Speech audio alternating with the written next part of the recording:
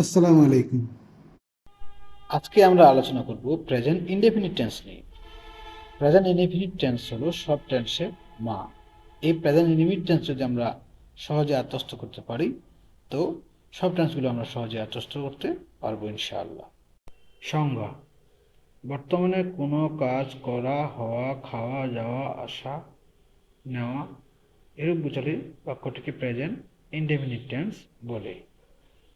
বাংলা চিনবার উপায় হলো যে বাংলা বাক্যর শেষে এ, সরিয় অথবা সরেয়া, রস্যই, এরপরে এন, ও, আন অথবা আই হতে পারে, ইত্যাদি থাকতে পারে, ইত্যাদি শব্দ থাকতে পারে, তাহলে সেটা হবে প্রেজেন্ট ইনডেফিনিট টেন্স। এখন আমি স্কুলে যাই, এটা হচ্ছে প্রেজেন্ট ইনডেফিনিট টেন্স। এই বাক্যটি আমরা এখন কিভাবে ইংলিশ করব? তো প্রথমে আমাদের একটা স্ট্রাকচার মনে রাখতে হবে। প্রেজেন্ট ইনডেফিনিট টেন্সের স্ট্রাকচার হলো subject plus main verb plus object. তো এই বাক্যের সাবজেক্ট হচ্ছে আমি, তাহলে প্রথমে লিখতে হবে আই, তারপরে এখানে ভার্ব হচ্ছে যাওয়া, যাওয়া হচ্ছে গো, আই গো, স্কুল হচ্ছে to school, I go to school, আমি স্কুলে যাই। এমন করে তারা ভাত খায়, তারা ভাত খায়, ইংলিশ হবে দে ইট রাইস, তারা ভাত খায়। তারা ইংলিশ হচ্ছে দে, ভাত ইংলিশ হচ্ছে রাইস, এটা হচ্ছে অবজেক্ট, অবজেক্ট আর খাই ইংরেজি হলো ইট, দে ইট রাইস, তারা ভাত।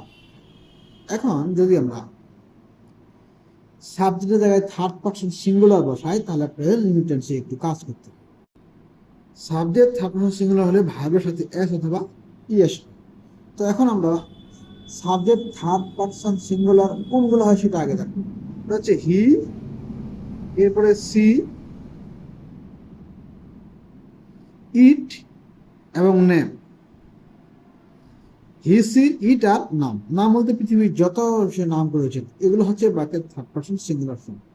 আর এগুলো বাক্যের সাবজেক্ট হলে ভার্বের সাথে এস বাই এস যুক্ত হবে। যেমন সে মাঠে খেলে, এখানে সাবজেক্ট হচ্ছে সি, তাহলে সি অথবা আমরা লিখতে পারি হি। হি এখন খেলায় কি প্লে, হি প্লে যেহেতু subject third person singular number, এখানে আমাদের এখানে অ্যাড যুক্ত করতে হবে। সি অথবা হি প্লেস, মানে হচ্ছে in the field, in the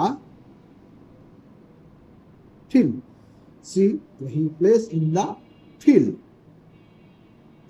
এখন আরেকটি প্রশ্ন, যে কখন বাক্যটিতে এস যুক্ত হবে আর কখন ইএস যুক্ত হবে? যে সকল ভার্বের শেষে ডাবল এস, সিএইচ, ও, ও এক্স এই শব্দগুলো থাকে, তার সাথে আমাদের ইএস যোগ করতে হবে, তার সাথে আমাদের ইএস যোগ করতে হবে। তিনি আমাদের ইংরেজি শিখান, এই বাক্যটা এখন ইউজ করবো। এখানে তিনি হচ্ছে সাবজেক্ট সিঙ্গুলার নাম্বার, তিনি হচ্ছে সাবজেক্ট সিঙ্গুলার নাম্বার। এখন এখানে হলো সাবজেক্ট হলো হি। এখন শেখায় হচ্ছে টিচ, দেখুন টি ই এ সি এইচ, ওই যে এখানে সেটা কি আছে সি এস, এখানে আমাদের ই এস যুক্ত করতে হবে। He teaches us English, he teaches us English. এখন যদি আমরা বাক্যটাকে ইন্টারোগেটিভ করি, তাহলে আমাদের এই স্ট্রাকচারটি মনে রাখতে হবে। ডাজ সাবজেক্ট, এরপর হচ্ছে ভার্ব প্রেজেন্ট ফর্ম অবজেক্ট, শেষে অবশ্যই আমাদের কোশ্চেন মার্কটি দিতে হবে। যেমন ইন্টারোগেটিভ করি, তাহলে কি হবে? প্রথমে আমাদের দেখতে হবে ডাজ। ডাজ কেন হলো?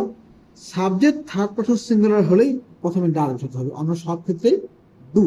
তাহলে এখানে ডাজ বসালাম, তারপরে হবে কি সাবজেক্ট আছে হি। এখন ভার্বের প্রেজেন্ট ফর্ম বলতে এখানে আর ইএসটা যোগ করলে হবে না, teach. Does he teach us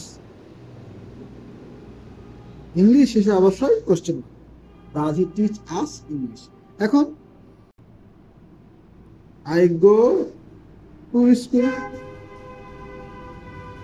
এই বাক্যটি ইন্টারভিউ করলে হয় ডু আই গো টু